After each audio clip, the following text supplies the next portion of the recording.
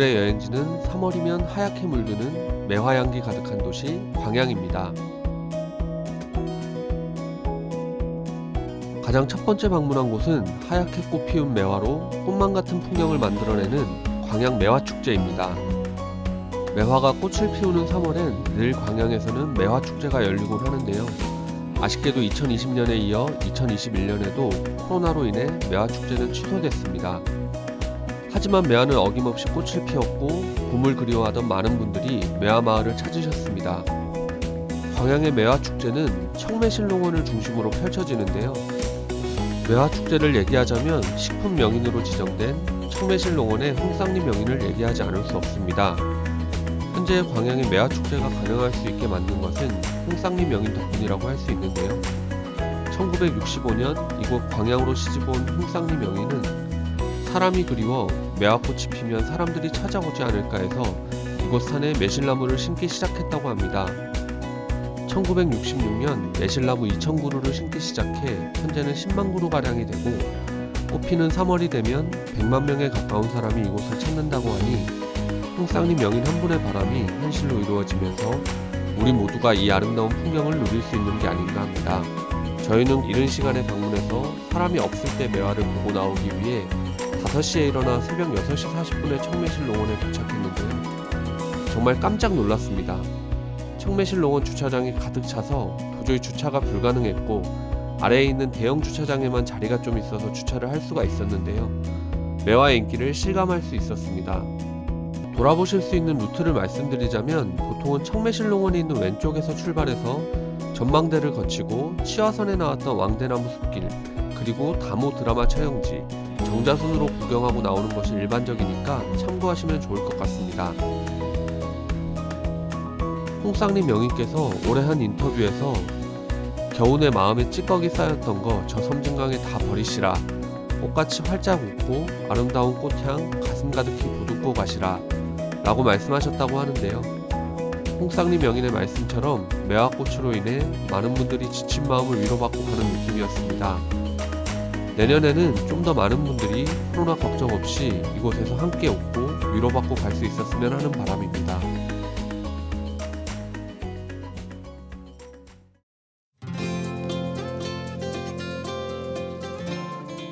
다음은 망덕포구입니다.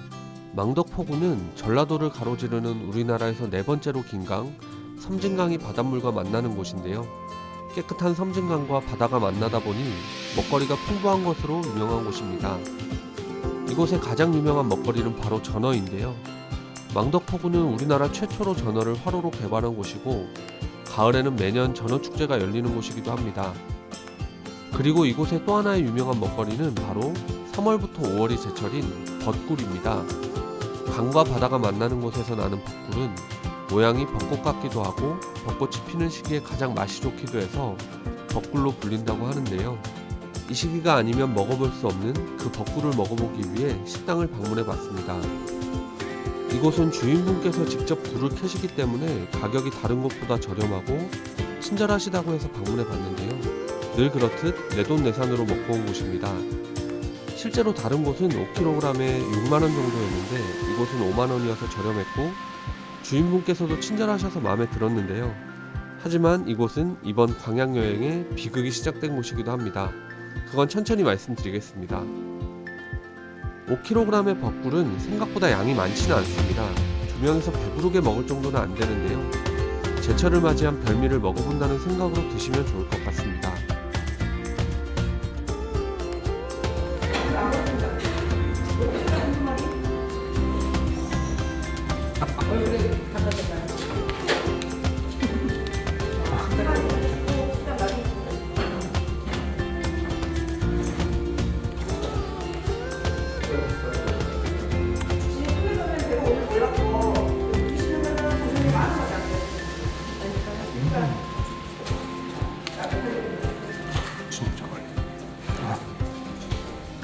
이날 먹은 벚꿀은 정말 맛있었지만 저희들에게는 비극의 시작이었습니다.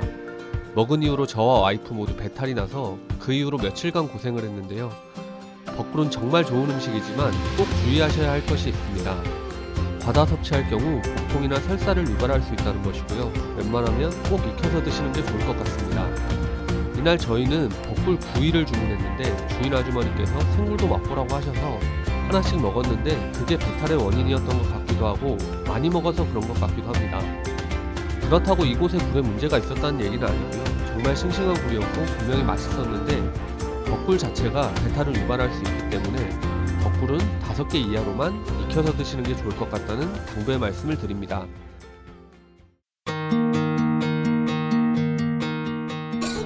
망덕포구에는 또 하나 맛봐야 할 음식이 있는데요. 바로 제첩입니다.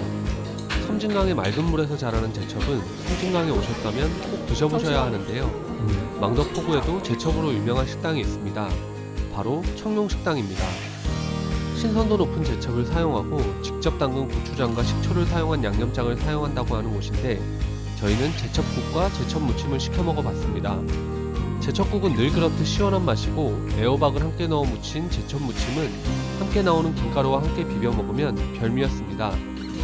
어려서부터 저는 제첩을 많이 먹어서 그런지 제첩은 늘 제첩의 맛이라 특별하거나 한 건 잘 모르겠지만 좋은 제첩을 사용한 깔끔한 음식을 한 끼 먹어서 기분 좋았습니다.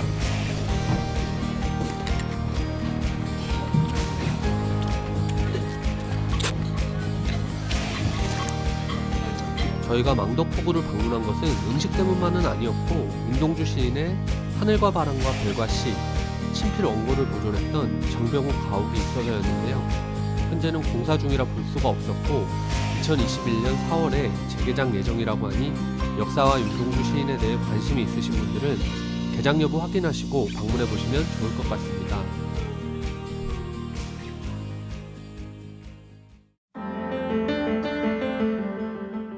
다음은 이순신대교입니다. 이순신대교는 광양과 여수를 잇는 총연장 2260m의 다리인데요. 두 주탑 사이의 거리는 1545m로 국내에서 가장 길고 세계에서는 4번째로 길고요. 콘크리트 주탑의 높이는 세계의 현수교 중 가장 높은 270m입니다. 1545m는 충무공 이순신 장군이 태어나신 해인 1545년을 상징하는데요. 임진왜란 중 노량해전의 승전지인 광양만의 역사적인 의미를 더하고 있습니다. 이순신대교의 멋진 모습을 보시기 위해서는 광양항 해양공원에 가시면 좋은데요. 공단 속에 있는 조그마한 공원인데 잠깐의 산책과 함께 이순신대교를 배경으로 사진을 남기시기에 좋은 곳입니다. 다음은 매화와는 또 다른 매력을 뿜어내는 동백꽃을 감상할 수 있는 옥룡사지입니다. 옥룡사는 통일신라 말기에 세워진 절인데요. 고종 때인 1878년 화재로 폐허가 되어 현재는 옥룡사의 절터만 남아있고 사적 제407호로 지정된 곳입니다.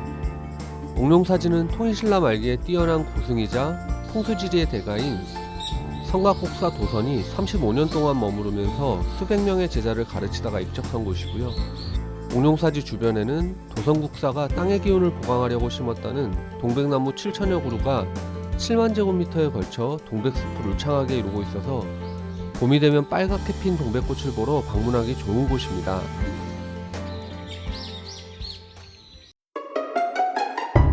이제는 광양하면 무조건 떠오르는 광양불고기를 먹으러 가보겠습니다.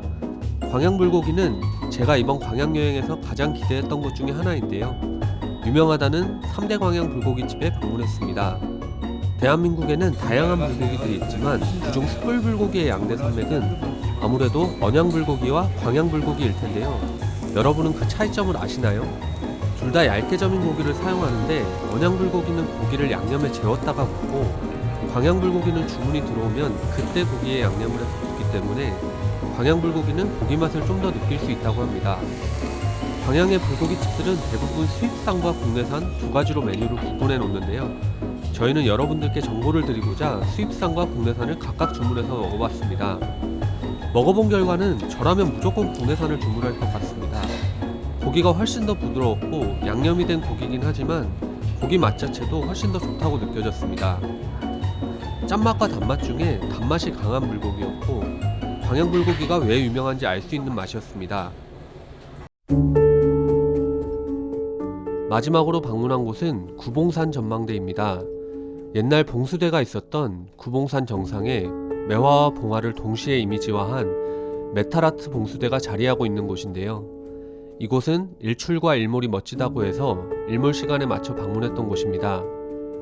저희가 갔을 때는 구름이 해를 가려 일몰의 아름다움은 느끼지 못했지만 하동, 남해, 여수, 그리고 이순신 대교까지 한눈에 보이는 전망이 정말 아름다웠던 곳입니다. 올라오는 길이 가팔라서 조금 오르시긴 힘들 수 있겠지만 속이 탁 트이는 듯한 시원한 풍경을 보기 원하신다면 꼭 방문해 보시라고 말씀드리고 싶습니다. 이상으로 광양여행 영상은 마무리하겠습니다. 이번 여행은 개인적으로는 배탈로 인해 정신없이 지나갔던 여행이었는데요. 그럼에도 하얗게 핀 매화가 정말 아름다워서 힐링이 된 여행이었습니다. 여러분들도 아름다운 고장 광양에 꼭 한번 방문해 보시기 바랍니다. 이 영상이 여러분에게 조금이라도 도움이 됐다면 구독, 좋아요, 알람 설정도 부탁드립니다. 여러분의 작은 응원이 영상을 만드는데 정말 큰 힘이 됩니다. 다음 영상에서 또 뵙겠습니다. 감사합니다.